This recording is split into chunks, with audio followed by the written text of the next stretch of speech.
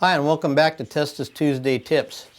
Today I'm working on an antelope cape that came in, and I got to thinking, and for you new guys, I don't know if you know or not, but this dark area called a cheek patch on an antelope that they're famous for has actually got oil glands inside the skin, and a lot of people don't realize that, and they don't flesh that out. And I didn't know till someone told me. So when you get an antelope in, it's important to get in there, find that cheek gland, and get in to this yellow fat they have right there. You see that? Now this one doesn't have a lot on it, but you can definitely see it right there. And if you don't get that out, see that? It doesn't take the salt, and it doesn't dry out. So what's going to happen is you're going to get bacteria in there, and you're going to end up with some slippage. And that's why you see, sometimes you see goat mounts that the hair slipped on the throat patch. I don't know if that's coming through on the camera there, but you can definitely see that material. And it's not like bear fat, but it's similar. And it's definitely not like this red meat here that I'm fleshing off. It's your normal colored meat like that. See, it's definitely an oily gland. There's a good example of it right there.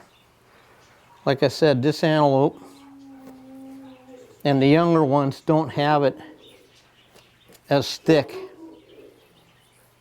as the older ones, but it's definitely there. You can see that it's like 3/8 of an inch thick, that oil gland. So you want to make sure you take the time to get that out of there. So see, we're getting this one down pretty good, and we'll jump over to the other side, get the other one knocked out.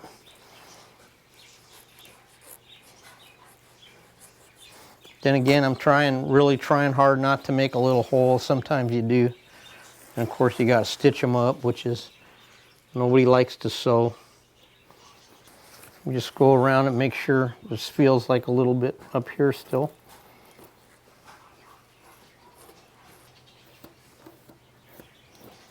So again, you can see how big that patch actually is. Pretty good size. You can imagine if you left that oil in there, what kind of slip spot you could have.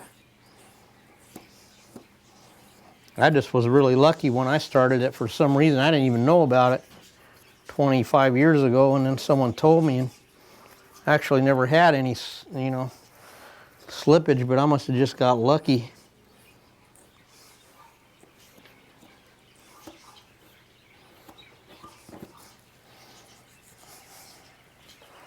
See, and then if you'll check out the cheek pattern on a good antelope form, you can tell where it goes. But anyhow, see, we got that nice and opened up now. We can get some salt in there and get it dried out properly so we don't lose any hair. So I'm gonna jump over to the other side and get it going, and then flesh the rest of the cape as normal.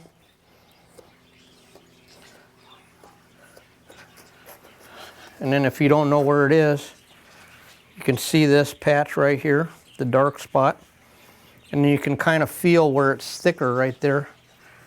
And then that's how you can get it to start.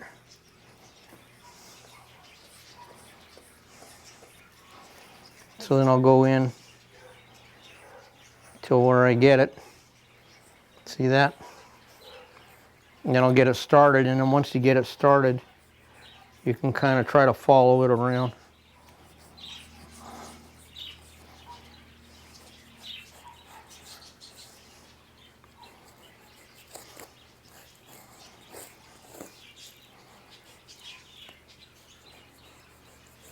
Now this one here,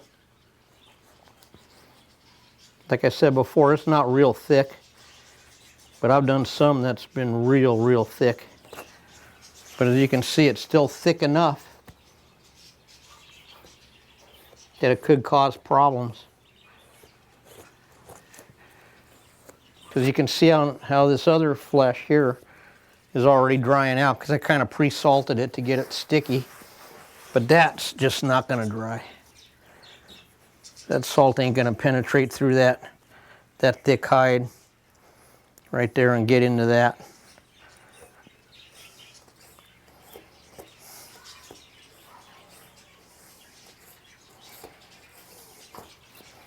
Again, and as always, I kind of have my knife kind of flat.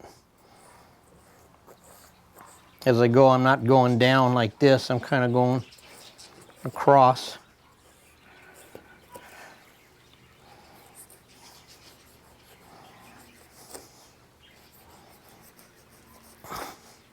That's pretty much all there is to it. And then again, flush your cape as normal, salt it as many times. I usually salt mine minimum twice. It's really hot and dry here where I'm at, so usually 2 to 3 saltings and it's crispy. So I'm pretty lucky I don't have a lot of humidity to deal with or anything. So that's that tip, and thanks for tuning in to Testa's Tuesday Tips. We'll see you next week.